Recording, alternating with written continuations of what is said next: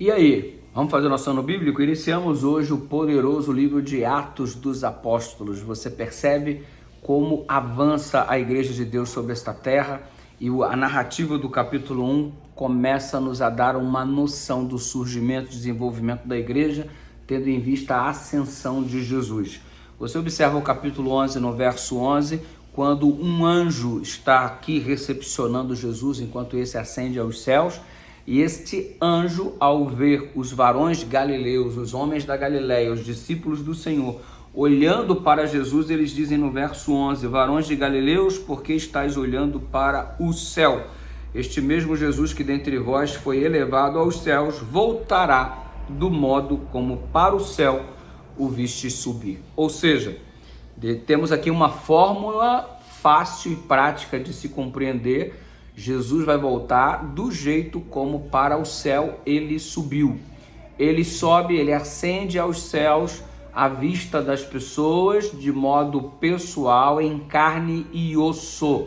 Ele virá do modo como para o céu o viste subir. Não voltará em espírito, voltará em carne e osso. Tomé o tocou. Jesus disse, vede que o espírito não tem carne e osso como eu tenho. Vede, Tomé, sou eu. E Tomé então pôde perceber que de fato era Jesus. Vai voltar do jeito como ele subiu.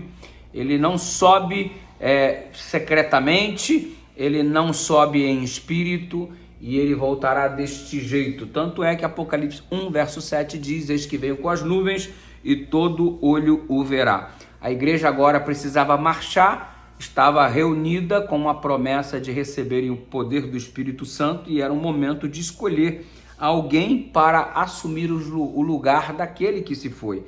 Você observa que a partir do verso 12 nós temos aqui a escolha de Matias e foi colocado como e teve a participação neste ministério. Como recompensa, Judas comprou um campo, ali caiu de cabeça, seu corpo partiu-se ao meio, suas vísceras se derramaram, nos informa o capítulo 1 do livro de Atos. Todos em Jerusalém ficaram sabendo disso, de modo que na língua deles esse campo passou a se chamar Aceldama, isso é campo de sangue. Tendo isso em vista, indicaram os nomes, José chamado Barsabás, também conhecido como Justo, e Matias, caiu então a sorte sobre ele. Depois oraram, Senhor, tu conheces o coração de todos, mostra-nos qual destes dois tem sido escolhido para assumir o ministério apostólico que Judas abandonou. E entre os dois indivíduos que estavam em evidência, foi então tirada a sorte que caiu sobre Matias e ele foi acrescentado, substituindo assim Judas. Número 1, ninguém é insubstituível, ou seja, há sempre alguém que pode fazer aquilo que você fazia e de repente poderá fazer até de modo muito melhor. Não fique com o seu orgulho inflado, achando que você é alguém insubstituível. Judas era talentoso, perdeu-se em sua própria cobiça, no alimentar do seu próprio eu, mas aqui está alguém que veio para substituí-lo. No dia que você se for, haverá alguém para substituir você. No dia que eu partir, haverá alguém para me substituir. A obra de Deus, ela não encalha porque homens desaparecem.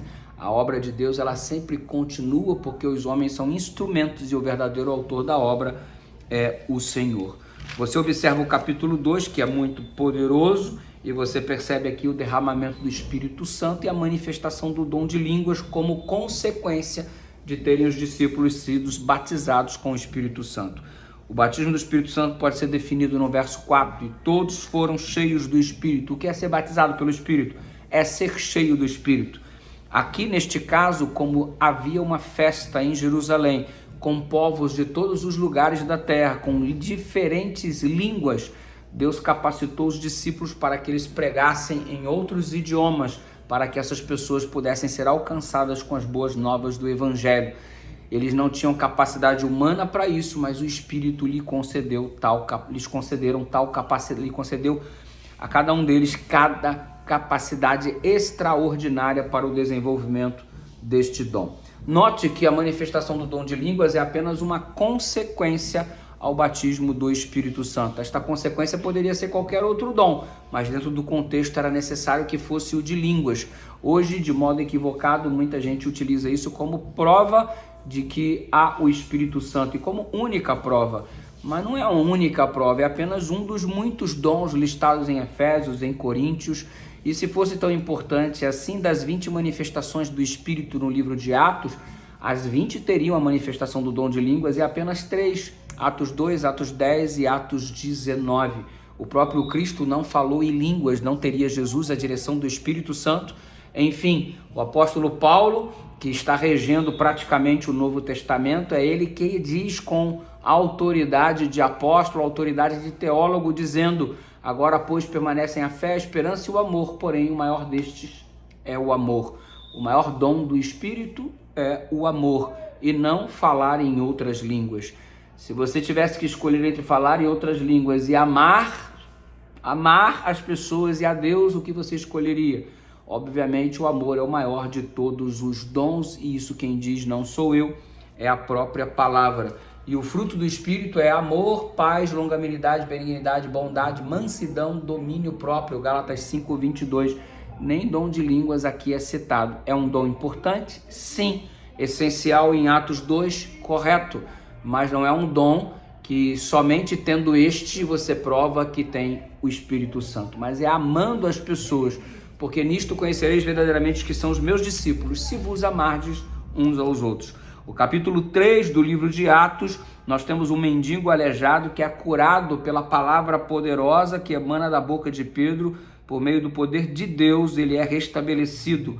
Não tenho nem prata nem ouro, que frase célebre, né?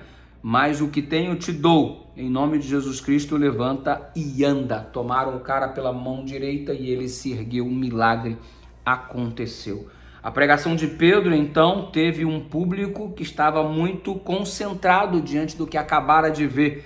E agora Pedro, cheio do Espírito Santo, depois da manifestação aqui do Pentecostes, você observa ele pregando com poder e autoridade. O verso 19 diz: arrependam-se, pois, e voltem-se para Deus, para que os seus pecados sejam cancelados.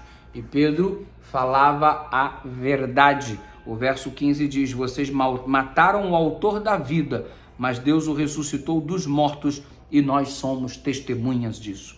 Palavra com poder, com autoridade, falando a verdade, com amor e chamando as pessoas à conversão e ao apelo. Arrependam-se, voltem-se para Deus. E o resultado foi extraordinário e o crescimento da igreja absurdo.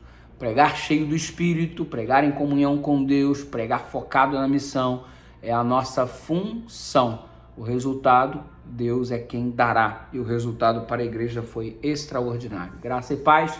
Amanhã tem mais. Estamos juntos aí no nosso Super Ano Bíblico.